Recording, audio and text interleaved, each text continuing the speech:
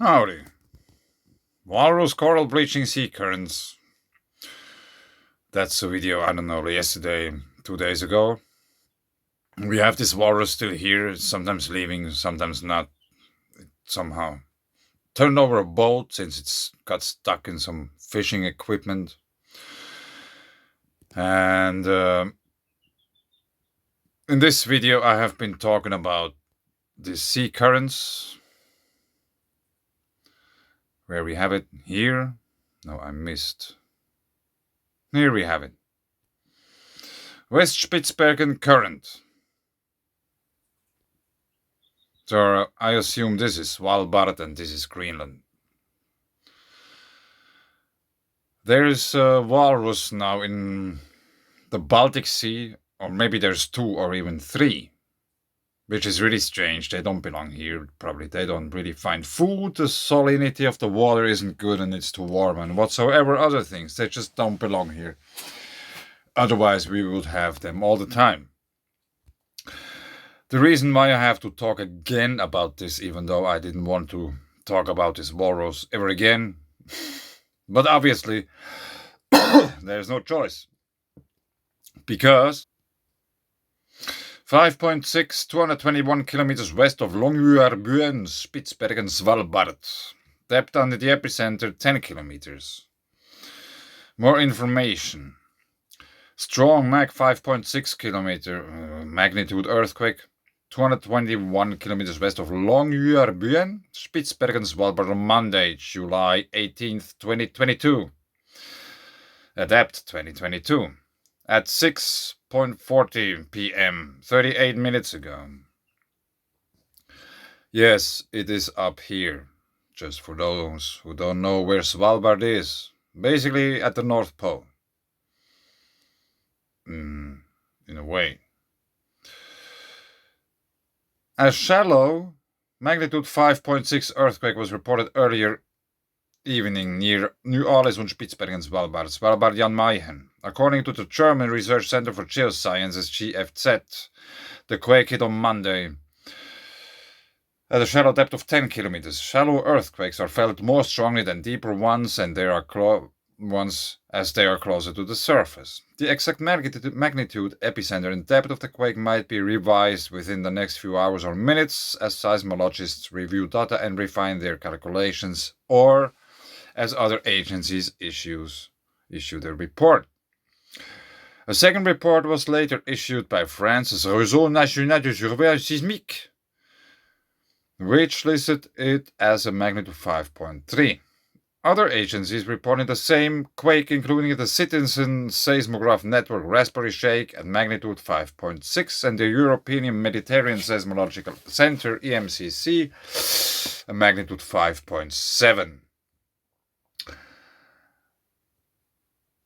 Very interesting. Very interesting.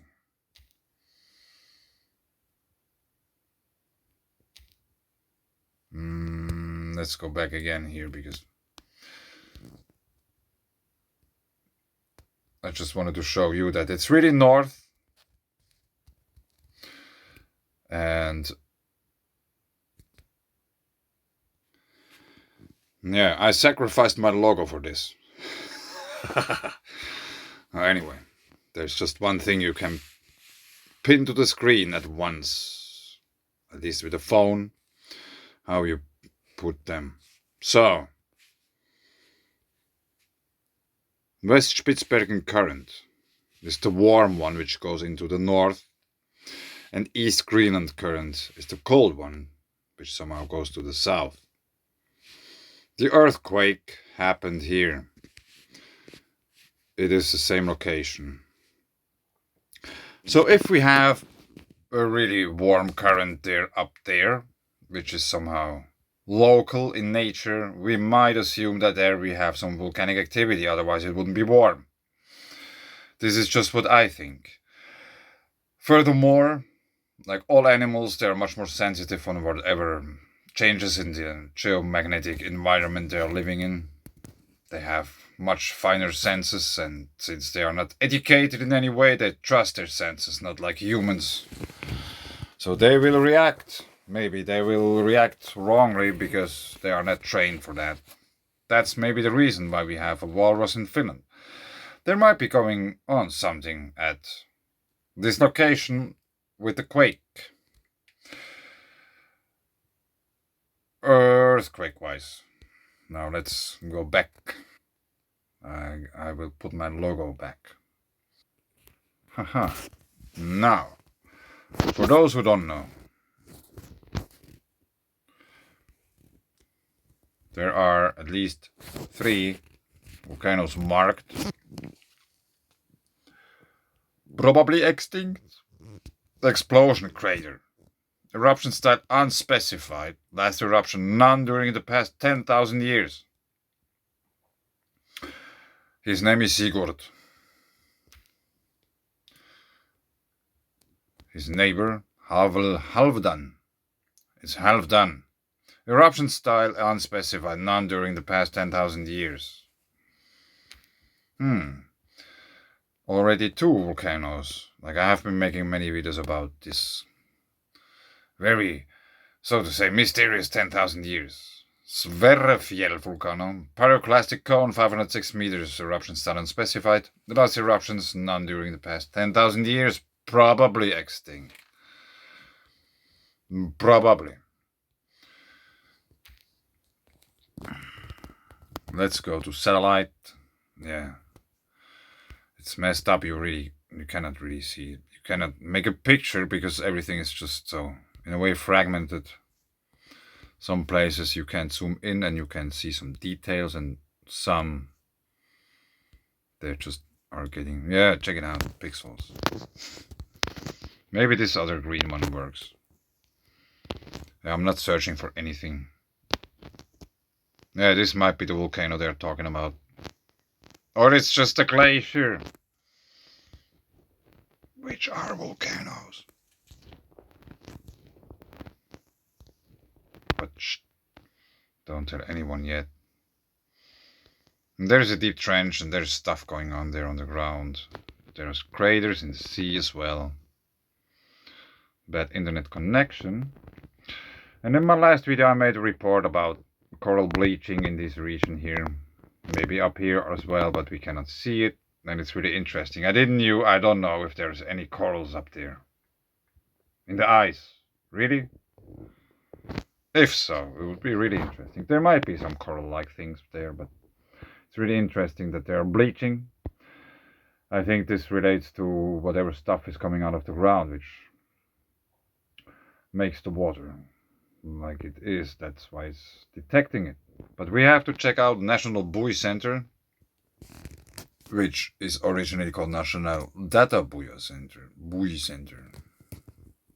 What happened? No. No! So now, try again.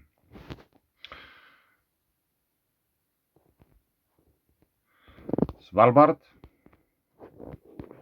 Here, nothing going on. No buoys in event mode yet. Maybe there isn't anything. But at least there are some buoys up there. Few hundred miles away from the position of the quake. Spitsbergen fracture zone. What else?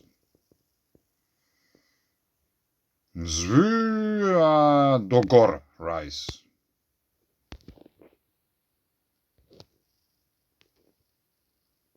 But I think I'm not really sure where the quake happened.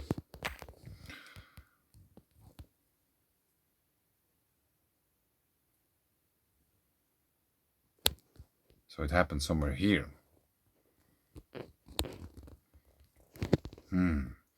This seems to be really interesting. And as closer you get, the less data you get. And there's something. A square. Whatever that means.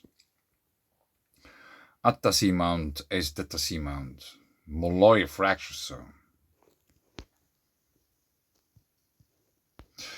We cannot really tell since we don't see anything here.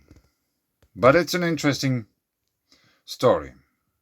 Does the walrus relate in any way to this earthquake? Does this hotter stream of water or warmer stream of water relate in any way to volcanism? I bet they do.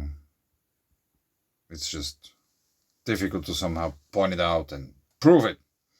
But I think they're all related. We have to keep an eye on that. There might be some more quakes. Maybe there's even like really something going on, like volcanic wise under, like, what is it, deep sea volcano, submerged volcanoes. But anyway, at least one walrus made it out of there before it started. Now it's trapped. And I don't think it's gonna survive if it stays there, because the salinity of the water and the food, and it's just not made for them. For some time, it might do rather sketchy, but it doesn't belong here. People freak out about it. Like, in a good way. Yeah, we have a walrus. Yeah. Let's go to sing for him or something. He tries to sleep and people go there and sing and stuff. Crazy. Leave it alone. It's not your business. But anyway, thanks